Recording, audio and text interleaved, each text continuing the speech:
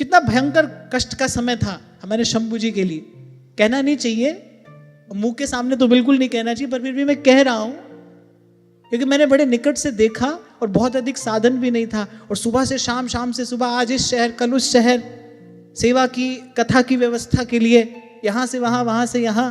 पर मैंने देखा कि जो धीर गंभीर व्यक्ति है, जिसकी सेवा में निष्ठा है, वो सब प्रकार की प्रतिकूलताओं का नाश करता हुआ और अपने गंतव्य तक पहुंचता है।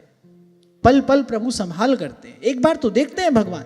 इसलिए मैंने आपसे कहा थोड़ी देर पहले, जो आपको मैंने निवेदन किया कि देखना, अपने आसपास देखना, अपने जीवन में देखना और ध्यान से देखना, ईमानदारी से देखना, निष्पक्ष होकर देखना कि कहीं ऐसी पुरुषार्थहीनता तो आपके जीवन में नहीं है। कोई बात नहीं, भगवान ने सब कुछ दिया है, अच्छी बात है, पर वो सब कुछ हमको प्रमादी होने के लिए नहीं दिया है, तो सेवा के लिए दिया है, सदुपयोग के लिए दिया है। सब कुछ है आपके पास, पर वो ऐसे प्रमादी हो जाने के लिए नहीं है। शास्त्र पुराण कहते हैं मनुष्य का सबसे बड़ा शत्रु अगर कोई है तो वो प्रमाद है। और बहुत अधिक सुख सुविधा हुई, सब चीज आपको हाथ में मिल रही है, तो आप देखोगे ये प्रमाद आए बिना रहेगा नहीं। दीमक की तरह खोखला कर देता है ये भीतर से, ओज तेज बल रहित हो जाता है जीवन। प्रमादी व्यक्ति का मन दुर्बल हो जाता है, चिंता अवसाद निराशा घेर लेते हैं उसको। इसलिए थोड़ी जीवन मिला है।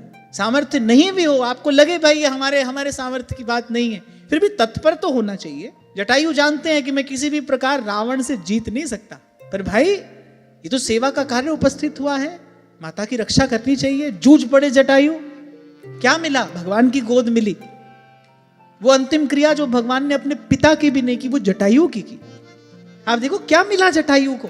कहां श्री गोस्वामी जी कह रहे हैं कि जन्म जन्म मुनि जतन कराही, अंत राम कही आवत नाही। अंत में भगवान का नाम स्मरण नहीं होता। और रघुनाथ जी मंद मंद मुस्कुराते और सजल नयन बैठे हैं भगवान।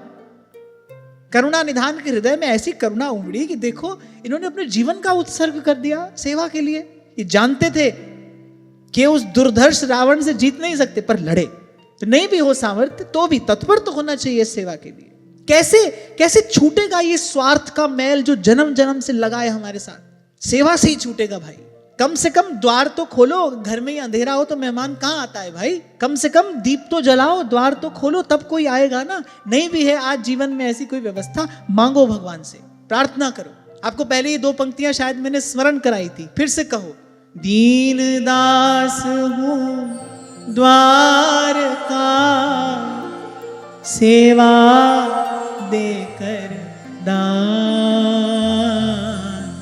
सेवा सदन बनाइए मुझको हे भगवान।